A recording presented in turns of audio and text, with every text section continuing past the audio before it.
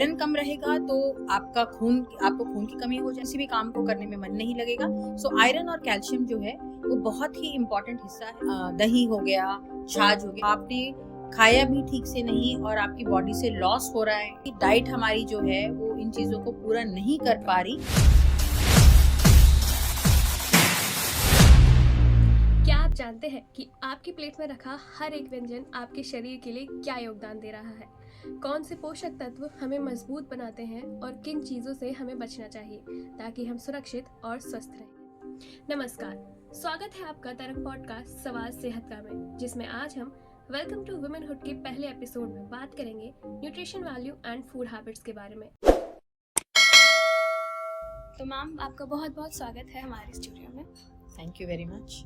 Ma'am, आज हम बात करेंगे टीनेजर्स के बारे में। जैसे टीनेजर्स होते हैं, उनके अंदर जो होता है न्यूट्रिशन की काफ़ी कमी होती है। तो टीनेजर्स के अंदर न्यूट्रिशन की जो कमी है उसको कैसे पूरा कर सकते हैं या उसकी वैल्यू क्या होती है?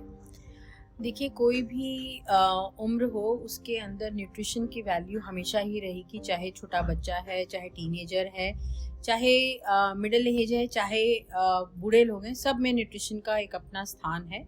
और बैलेंस्ड जो एक डाइट है जिसके अंदर आपका मेन कार्बोहाइड्रेट्स, आपके प्रोटीन्स, फैट्स और जितने भी छोटे मिनरल्स हैं जैसे कैल्शियम, आयरन, मैग्नीशियम, सेलेनियम, इनकी अगर अप्रोप्रिएट मात्रा रहेगी तो और वो बैलेंस्ड एक इक्वेशन में रहेंगे, तो अगर वो एक बैलेंस डाइट हम खाएंगे तो हमारा जो न्यूट्रिशन है वो हमेशा अप्रोप्रिएट रहेगा एंड वो हमारी सेहत को ठीक करने के लिए भी हमेशा कारगर रहेगा। सो बैलेंस डाइट अगर टीनेजर्स लेंगे तो वो एक सही शरीर और सही सेहत के साथ अपनी एक मिडिल एज के अंदर जाएंगे और जब एक सेहत सही रहेगी तो जीवन में सब कुछ सही रहेगा। जी मैम, जब हम न्यूट्रिशन की बात करते हैं तो हमारे सामने एक शब्द आता है कि बैलेंस डाइट अच्छी होनी चाहिए। तो उस बैलेंस डाइट का हमारी लाइफ में कितना इम्पोर्टेंस है उसकी? देखिए, डाइट का बैलेंस्ड होना ही सबसे बड़ी चीज़ है। बैलेंस्ड डाइट का मतलब होता है कि आपने जो भी हमारी डाइट है जिस भी चीज़ में डिवाइडेड है वो उसी मात्रा में ली जाए जिसमें वो एक्चुअली बताया गया है, जो गाइडलाइंस है वो कहती हैं। अगर बैलेंस डाइट आप नहीं लेंगे, कुछ चीज़ ज़्यादा लेंगे, कुछ चीज़ कम लेंगे, तो आपके शरीर में उसी के अनुरूप जो है वो कमियां होती चली जाएंगी और उन कमियों के अनुरूप आपको बीमारियां होती चली जाएंगी। सो इसलिए बैलेंस डाइट जो है वो लेना बहुत ज़रूरी है। जी मैम, जब हम बैलेंस डाइट की बात करते हैं तो कैल्शियम और आयरन की काफ़ी बातें होती हैं।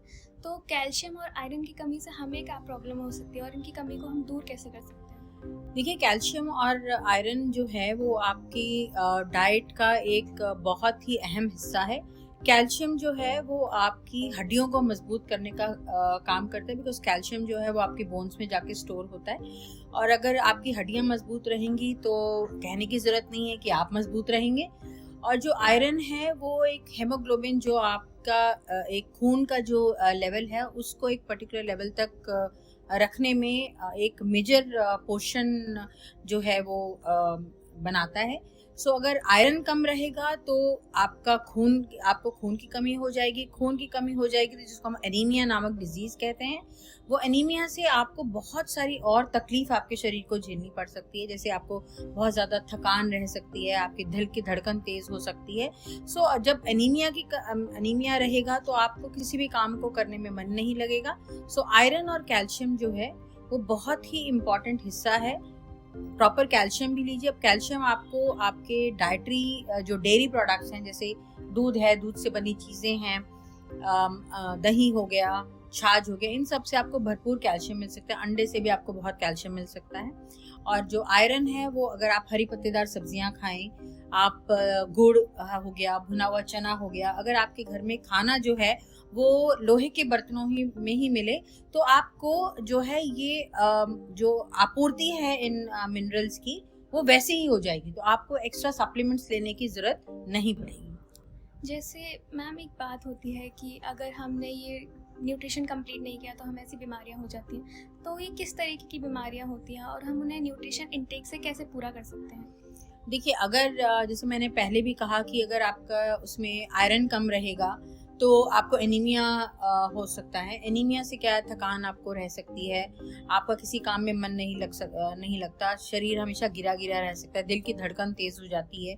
और कई बार क्या होता है कि जब बहुत ज़्यादा अगर हीमोग्लोबिन की कमी हो जाए आपके शरीर के अंदर, तो वो और ज़्यादा कई बार घातक हो जाता है। कई बार लंग्स में पानी भी भर जाता है, वो बहुत एंड स्टेजेस ऑफ डिजीज़ के अंदर होता है।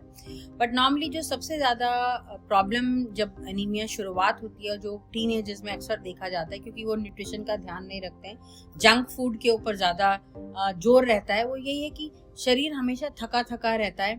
तो और प्लस क्या होता है कि जो टीनेजर्स हैं उनके पीरियड्स का भी वही टाइम है, पीरियड्स भी उसी टाइम पे स्टार्ट होते हैं। तो और वो पीरियड्स क्या हैं, वो हैवी भी हो सकते हैं। तो आपने खाया भी ठीक से नहीं और आपकी बॉडी से लॉस हो रहा है in terms of your periods, तो शरीर में जो है वो दुगनी कमी हो जाती है और शरीर आपका दुगनी मार झेल रहा है। तो इसलिए आपको जो है और ज़्यादा कंपाउंड होके आपको सिम्टम्स जो हैं वो होने शुरू हो जाते हैं। तो इसकी आपूर्ति मैंने बताया, आप ये खाद्य पदार्थों द्वारा कर सकते हैं। आप बहुत सारी चीज़ें हैं जो मार्केट में आप हरी पत्तेदार सब्जियां हैं, पनीर है, आप ये सब चीज़ें खाएं। हरी पत्तेदार सब्जियां हैं, दालें हैं, ये लें तो बहुत हद तक पूर्ति कर सकते हैं। ऐसे ही कैल्शियम भी इस तरह से पूरा किया जा सकता है। और अगर जो डाइट की जो कैलोरी इनटेक है अगर वो कम है, तो हम अपने डाइट को प्रोटीन्स और मिनरल्स और फैट्स का एक सामंजस्य बिठा के एक पर्टिकुलर रेशो में हम उसकी पूर्ति कर सकते हैं। और अगर ऐसा हो कि भी डाइट हमारी जो है वो इन चीज़ों को पूरा नहीं कर पा रही, फिर जो है वो सप्लीमेंट्स का रोल आता है, जो आपको हमेशा डॉक्टर से प्रिस्क्राइब करके ही लेना चाहिए, बिकॉज वो ही एक सही मायने में आपको बता पाएंगे कि आपको किस चीज़ की कितनी ज़रूरत है, कब और कैसे लेनी चाहिए। मैम, जैसे आपने अभी सप्लीमेंट्स की बात की, अगर कोई बच्चा या टीनेजर जो है वो बिना डॉक्टर की प्रिस्क्रिप्शन के कोई सप्लीमेंट ले लेता है, तो उसके क्या साइड इफ़ेक्ट्स हो सकते हैं? देखिए, यूजुअली जो सप्लीमेंट्स अवेलेबल होते हैं या जो टीनेजर्स को ज़्यादातर सप्लीमेंट्स हम प्रिस्क्राइब करते हैं, वो कैल्शियम हो सकता है, वो आयरन हो सकता है, वो मल्टीविटामिन हो सकता है। अगर एक नॉर्मल क्वांटिटी में, जैसे दिन में 1 बार या 2 बार लिया जाए, यूजुअली इन चीज़ों के साइड इफ़ेक्ट्स नहीं होते हैं। पर जैसे मैंने कहा कि आप कोई भी दवाई लें, चाहे आप एक सिर दर्द के लिए या एक बुखार के लिए पैरासीटामॉल ही क्यों नहीं ले रहे हैं, इट इज़ ऑलवेज गुड कि आप उसको एक डॉक्टर की प्रिस्क्रिप्शन और सलाह से ही लें, बिकॉज आपको नहीं पता कि आपका शरीर किस दवाई को कैसे रिस्पॉन्स दे। क्योंकि आप बच्चे हैं, आपने कभी दवाई कोई ली नहीं है और सडनली आपने दवाई जो है अपने आप से लेनी शुरू कर दी है, तो it is always good to go by the prescription. जी मैम, जैसे इस टाइम में देखा जाता है अक्सर बच्चों के जो वज़न में है वो काफ़ी फ़र्क आता है, कोई कम हो जाता है किसी का वज़न, तो किसी का वज़न ज़्यादा बढ़ जाता है। तो इस समय में हमें कैसे शांत रहना चाहिए या फिर कैसे अपनी बॉडी को हेल्दी रखा जा सकता है? हाँ, ये एक बहुत अच्छा सवाल है एक्चुअली। देखिए, बहुत कम टीनेजर्स हैं जो मुझे आजकल नज़र आता है कि जो पतले हैं या थिन हैं।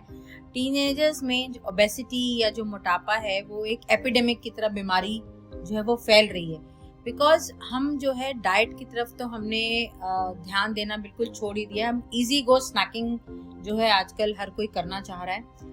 टीनेजर्स क्या, बड़े लोग भी, हम लोग भी, we are into a lot of junk food, pizza, burger, hot dog, ये जो इजी टू फूड है, मोमोज, जहाँ मन किया मैगी, जहाँ मन किया इजी टू रीच हैं, बहुत ज़्यादा महंगे नहीं हैं। तो हमें लगता है कि यार पेट भरने की, मम्मी ने टिफ़िन पैक करके दे, कोई बात नहीं, तुम मेरी मम्मी का टिफ़िन खा लो, मैं तो I am good to go with Maggi and all this stuff.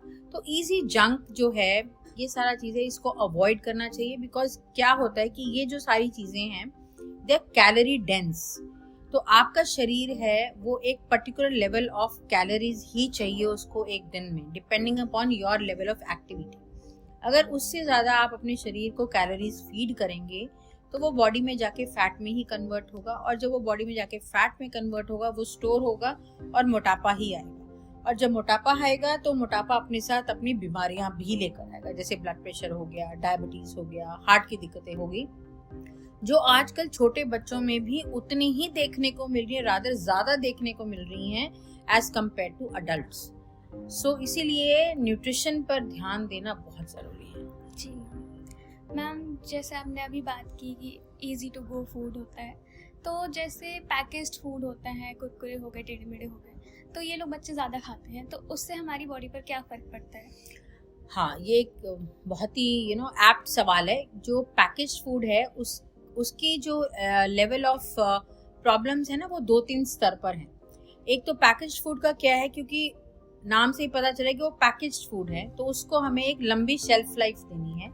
अब लंबी शेल्फ लाइफ देनी है तो उसमें उतना ही ज़्यादा चीनी डलेगी, उसमें उतना ही सॉल्ट होगा, उसमें उतना ही तेल डलेगा, ताकि वो लंबे समय तक चले और वो खराब ना हो। तो आप देखिए, आपने सब कुछ बढ़ा दिया, आपने चीनी बढ़ा दिए, आपने नमक बढ़ा दिया, आपने तेल बढ़ा दिया, विच आपका शरीर उतना सारा लेने के लिए बना नहीं है।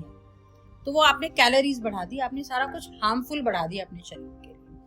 दूसरा जो पैकेज्ड फूड है, आप मेजरली जो पैकिंग आती है पैकेज फूड की, दैट इज प्लास्टिक पैकिंग। आप कोई भी चिप्स का पैकेट खोलते हैं, अंदर सब में एल्युमिनियम है और अंदर सब में प्लास्टिक है। तो क्या होता है, जब आप पैकेज फूड उसमें स्टोर करते हैं, that is stored at a particular high temperature, और उसमें बहुत सारा ऑयल है। तो क्या होता है, प्लास्टिक जो है वो आपके खाने में लीच हो रहा है अंदर, तो उसकी वजह से बहुत सारे टॉक्सिन्स जो हैं वो आपके खाने में आ रहे हैं। जब खाने में टॉक्सिन्स आएंगे और वो रहेंगे और वो आपके शरीर में जाएंगे, तो आप सोचिए आपको लॉन्ग टर्म में कितनी सारी दिक्कतें हो सकती हैं। आपका हार्मोन जो हैं वो डिसरप्ट हो सकते हैं। आप देखने को बहुत सारी स्टडीज ऐसी आई हैं कि देखा गया है कि टीनेजर्स में because of nutrition, because of so much of package food, जो पीसीओएस की प्रॉब्लम है वो बहुत बढ़ रही है।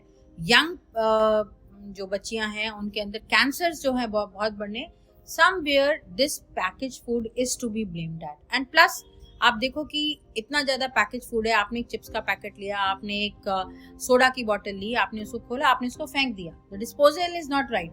सो अब इन टर्न एनवायरमेंटल पोल्यूशन भी कितना ज्यादा हो रहा है जी। सो हर तरीके से we are trying to spoil what we have. Yes, बहुत बहुत धन्यवाद मैम आपका, आपने हमारे साथ काफ़ी महत्वपूर्ण जानकारियाँ साझा की। थैंक यू और वेरी मैं मच। आशा करती हूँ आप सभी से कि आप मैम की बातों पर ध्यान देंगे और अमल करेंगे। धन्यवाद। Thank you.